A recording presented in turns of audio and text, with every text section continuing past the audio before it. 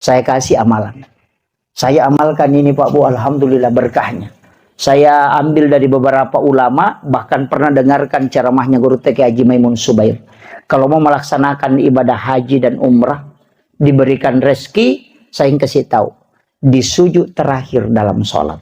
Baca sholawat setelah membaca Subhana Rabbiyal A'la wa bihamdi, baca sholawat Allahumma sholli ala Sayyidina Muhammad wa ala Sayyidina Muhammad. Baru baca Allahumma rzuqni ziyaratal haramain 3 kali.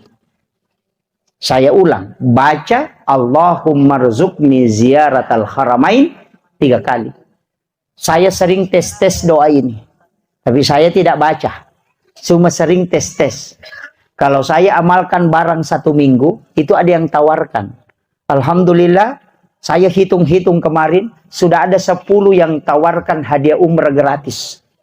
Bahkan ada yang dari Kalimantan tawarkan haji porodah. Saya tidak terima.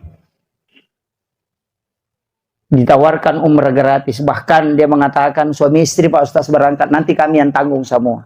Itu saya tes doa ini. Itu luar biasanya. Makanya saya ijazahkan amalkan itu Pak. Sudah hafal.